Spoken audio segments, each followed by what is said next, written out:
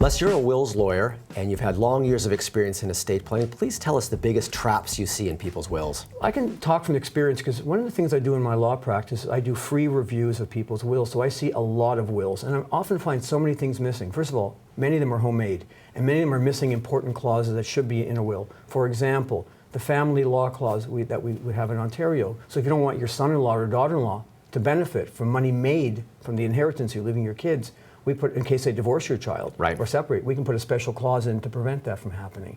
So many of these homemade wills don't have backup people, no backup executor, no backup beneficiary. They assume that people are going to die in a certain order. Mom dies first, dad dies first, mom dies second, children die third. It doesn't always happen.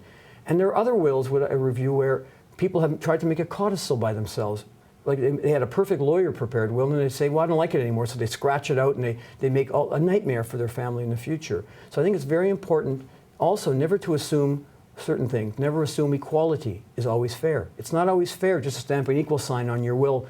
Maybe one of your kids is a caregiver and deserves more than the others. Never assume your kids are going to work it out. A lot of people just say, I'll leave it to Billy and he'll look after the rest of the kids. Well, what if he doesn't? Okay, so I think if there's one thing I'd like people to take away from this video is to please grab your will, assuming you have one, and if you don't, get one, and read it and make sure it's reasonable and everything in there is exactly what you want. And if it isn't, go get it reviewed. Absolutely. Okay, thanks, Les. Thanks.